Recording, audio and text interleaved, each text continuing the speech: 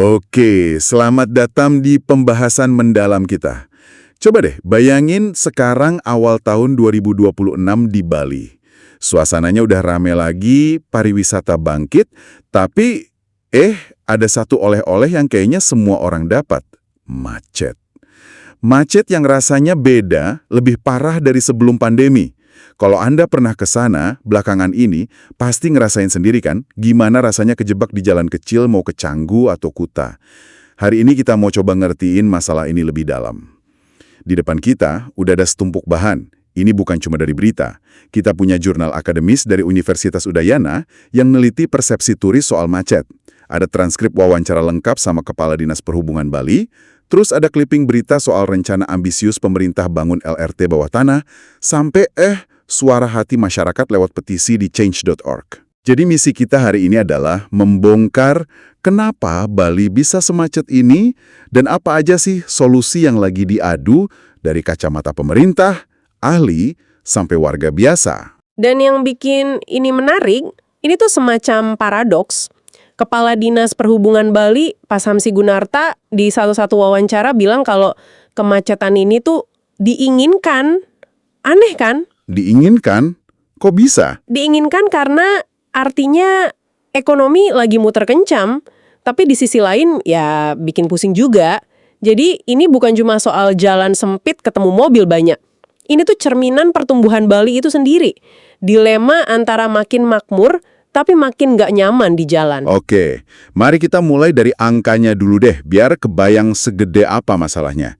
Saya nemu data ini dari Bali Post Talk, dan ini jujur bikin kaget. Jumlah kendaraan di Bali itu sekarang 4,7 juta unit. Padahal penduduknya cuma 4,2 juta. Tunggu. 4,7 juta kendaraan. Ya, 4,7 juta. Loh, ini artinya apa? Jumlah motor dan mobil udah lebih banyak dari jumlah orangnya dong? Nah, itu dia poinnya. Gila kan? Setiap bayi yang baru lahir seakan-akan udah punya jatah satu kendaraan. Wow! Betul. Dan yang lebih parah, data dari 2020 sampai 2023 nunjukin pertumbuhan jalan itu rata-rata minus 3,83% per tahun. Minus? Kok bisa minus? Mungkin karena ada perubahan data atau kategori ya, tapi intinya jalannya nggak nambah. Sementara pertumbuhan kendaraannya positif, 3,98% per tahun. Jadi jalannya segitu-gitu aja, bahkan cenderung berkurang, tapi kendaraannya nambah terus. Ibaratnya gelasnya nggak nambah besar, tapi airnya diisi terus, ya tumpah. Nah, ini dia akar masalah yang paling fundamental, ketidakseimbangan. Dan pertanyaan lanjutannya kan, kenapa orang Bali dan juga turis bergantung banget sama kendaraan pribadi, terutama motor? Sebuah jurnal dari Universitas Ngurah Rai coba jawab ini. Ternyata bukan cuma soal murah. Oh iya, apalagi? Bapak ke kantor, ibu ke pasar, anak ke sekolah. Nggak mungkin kan nungguin satu angkutan umum yang rutenya nggak fleksibel. Inilah yang bikin angkutan umum di Bali sempat mati suri. Kayak nasib Bemo zaman dulu yang akhirnya kalah saing. Ngomong-ngomong soal efisiensi, saya jadi penasaran. Gimana sih rasanya macet ini di titik-titik paling turistik? Kita ambil contoh Kuta. Ada penelitian bagus nih dari jurnal Destinasi Pariwisata beberapa tahun lalu. Mereka survei 40 orang, campuran turis, pelancong, sama warga lokal. Hasilnya, 37 dari 40 orang itu atau 92,5% ngaku pernah kena macet pas mau ke Kuta. Wow, hampir semua ya. Artinya macet di Kuta itu hampir sebuah kepastian. Persis. Jadi bukan kalau beruntung nggak macet, tapi kalau sial, macet banget. Bener juga. Dan 85% dari mereka bilang macet ini benar-benar ngeganggu karena buang waktu dan bikin polusi. Tapi ini bagian yang paling bikin saya mikir. Waktu ditanya apa penyebabnya, ternyata bukan cuma volume kendaraan.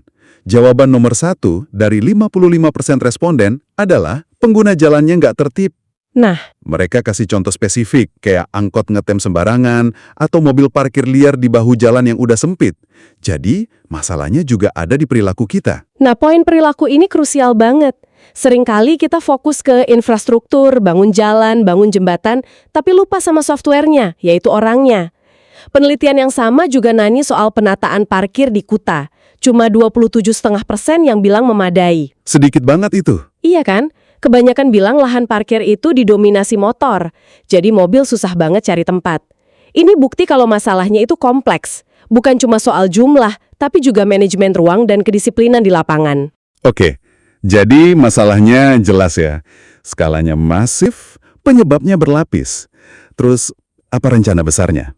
Pemerintah kan nggak mungkin diam aja. Dari berbagai sumber berita Tempo.co yang kita kumpulin, proyek yang paling sering disebut-sebut sebagai game changer itu adalah LRT Bali. Rencananya bakal nyambungin titik-titik super padat dari Bandara Ngurah Rai ke Sunset Road, Legian, sampai nanti ke Canggu.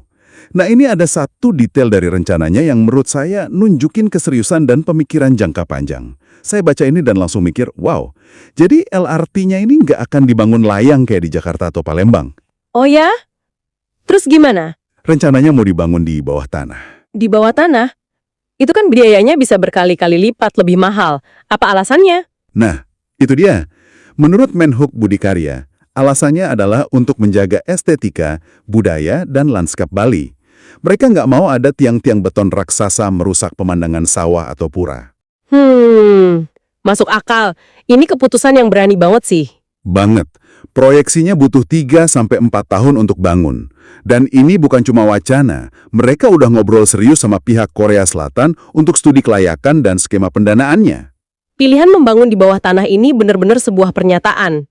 Ini nunjukin ada pergeseran cara berpikir. Pemerintah sadar kalau solusi konvensional kayak pelebaran jalan itu udah mentok di Bali, lahannya terbatas, mahal, dan banyak lahan adat. Jadi mereka ambil langkah radikal ya? Betul. Ini pertaruhan jangka panjang yang mahal banget, tapi kalau berhasil, bisa jadi solusi yang elegan dan berkelanjutan tanpa merusak jiwanya Bali. Tapi kita juga harus realistis ya, sumbernya bilang ini baru tahap pembicaraan studi kelayakan.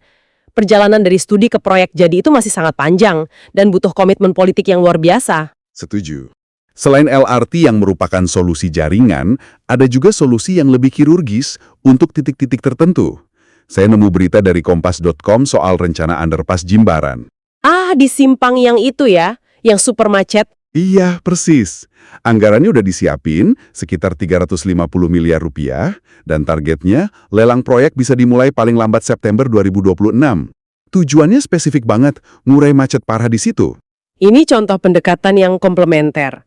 Kalau LRT itu ibarat membangun sistem peredaran darah baru di seluruh tubuh. Underpass ini ibarat operasi pasang ring di satu pembuluh darah utama yang tersumbat parah. Tepat. Keduanya penting dan harus jalan bareng. Ini nunjukin kalau pendekatannya berlapis. Nggak cuma ngandelin satu solusi ajaib. Ada strategi makro dan ada taktik mikro. Jadi, LRT dan underpass itu kan proyek impian ya, tapi itu butuh waktu bertahun-tahun. Saya penasaran, dari sumber-sumber yang ada, apa sih yang bisa dilakuin sekarang? Karena kan orang-orang udah kejebak macetnya hari ini, bukan 4 tahun lagi. Pertanyaan bagus. Dan ternyata ada beberapa langkah taktis yang sudah dan sedang berjalan. Salah satunya dari berita Antara, Pemkab Badung sudah mulai menerapkan manajemen dan rekayasa lalu lintas atau MRLL di area Kerobokan Kelot. MRLL itu intinya apa? Mengubah jalur gitu ya? Betul, paling sederhananya adalah mengubah beberapa ruas jalan jadi satu arah. Hasilnya ternyata cukup positif. Pergerakan kendaraan jadi lebih terstruktur dan nggak keos. Tapi pasti ada tantangannya kan? Oh jelas, ini nggak segampang membalik telapak tangan. Bupati Badung sendiri menekankan pentingnya evaluasi terus-menerus. Karena mengubah jalur itu pasti ada efek sampingnya ke jalan-jalan lain. Dan yang paling penting, harus ada petugas di lapangan, terutama di jam-jam sibuk, untuk mengarahkan dan memastikan orang patuh. Tanpa itu, rekayasa di atas kertas nggak akan efektif. Selain rekayasa jalur, ada juga yang lebih canggih nih. Beberapa sumber kita menyebut soal penerapan AI, kecerdasan buatan, di sistem lampu lalu lintas atau ATCS di Denpasar dan Badung. Ini menarik banget. Jadi, durasi lampu merah dan hijau itu nggak lagi statis. Misalnya 60 detik hijau, 90 detik merah. Tapi diatur otomatis sama AI berdasarkan data kepadatan dari CCTV secara real time, begitu ya? Tepat. Kalau satu jalur lagi padat banget, hijaunya bisa dibikin lebih lama. Ini bagian dari tren Smart City. Konsepnya, daripada nambah perangkat keras, dalam hal ini jalan, lebih baik kita tingkatkan kecerdasan perangkat yang sudah ada. Ini jauh lebih murah dan cepat implementasinya. Oh, dan ada ide-ide lain juga. Apa tuh? Misalnya, water taxi untuk menyambungkan titik-titik pesisir kayak Sanur, Benoa, Kuta. Ini kan bisa memintas kemacetan darat sepenuhnya. Benar, memanfaatkan potensi lautnya. Lalu, ada rencana aplikasi Bali Mobile Transport yang bisa ngasih info macet dan jadwal bus real time. Semua ini adalah upaya mengelola permintaan atau demand management, bukan cuma fokus nambah pasokan atau supply jalan. Betul. Dan satu lagi yang sebenarnya bukan ide baru tapi sekarang jadi relevan banget, sistem park and ride. Di Ubud, ini sudah diuji coba. Wisatawan yang pakai mobil atau bus besar wajib parkir di luar pusat Ubud, terus diantar masuk pakai shuttle listrik. Nah, ini kan mirip sama sistem sentral parkir Kuta yang sudah lama ada, di mana bus pariwisata besar harus transit di sana. Persis. Konsepnya sederhana tapi efektif. Jauhkan kendaraan besar dan kendaraan pribadi dari pusat keramaian yang jalanannya emang nggak didesain untuk itu. Ini strategi desentralisasi parkir. Daripada semua orang numpuk dan berebut parkir di satu titik, bebannya disebar ke pinggiran. Ini memaksa orang untuk sedikit repot di awal, tapi hasilnya adalah pusat wisata yang lebih nyaman untuk dinikmati dengan berjalan kaki. Oke, jadi solusinya banyak banget ya. Dari yang super canggih kayak LRT bawah tanah dan AI, sampai yang taktis kayak bikin jalan satu arah. Tapi hampir semua sumber kita, dari wawancara pejabat sampai jurnal akademis, semuanya bermuara pada satu kesimpulan. Apa itu? Kunci utamanya cuma satu, mindahin orang dari kendaraan pribadi ke angkutan umum. Nah, di sini masalahnya jadi pelik. Nggak akan pernah bisa sefleksibel motor atau mobil. Kita nggak bisa berharap bus berhenti persis di depan gang rumah kita. Jadi tujuannya apa dong? Tujuan utamanya, kata beliau, adalah menciptakan layanan yang bisa diandalkan, terutama soal kepastian waktu. Kalau bus dijadwalkan datang jam 8, ya dia harus datang jam 8. Ini tantangan raksasa, karena mereka ini ibaratnya harus membangunkan sistem angkutan umum yang udah lama mati suri. Dan disinilah suara masyarakat jadi penting banget. Saya nemu petisi di change.org, dan ini kekuatannya luar biasa. Sudah ditandatangani lebih dari 25.000 orang. Wah, 25.000 itu angka yang signifikan. Itu menunjukkan ada basis pengguna yang solid. Banget. Isinya sederhana.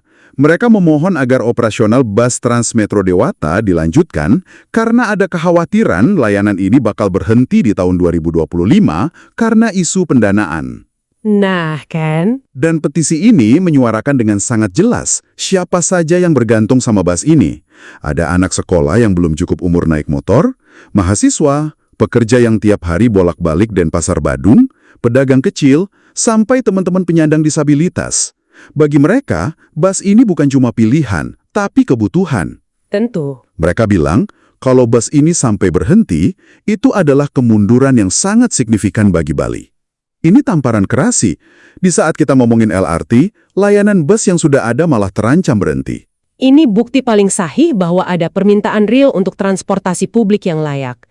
Ini bukan lagi asumsi, ini fakta dari lapangan. Dan ini sekaligus jadi tekanan positif buat pemerintah. Maksudnya? Jurnal dari Universitas Udayana yang kita bahas di awal punya istilah yang pas untuk ini. Strategi push and pull. Kebijakan push itu yang bikin orang malas pakai kendaraan pribadi, contohnya tarif parkir dibikin mahal banget atau ada jalan berbayar. Oke. Sementara kebijakan pull itu yang menarik orang untuk mau naik angkutan umum. Misalnya busnya bersih, dingin, dan tepat waktu. Kunci suksesnya, kedua strategi ini harus jalan bareng. Kalau cuma ada pull tapi nggak ada push, orang akan tetap milih nyamannya naik kendaraan pribadi. Jadi setelah kita bedah semua ini, gambaran besarnya jadi lebih jelas ya. Mengatasi macet di Bali itu ternyata bukan proyek tunggal. Ini adalah pertarungan di banyak lini secara simultan. Ada mimpi besar jangka panjang kayak LRT bawah tanah. Betul. Ada juga pemadam kebakaran taktis di lapangan, kayak sistem satu arah dan lampu lalu lintas cerdas.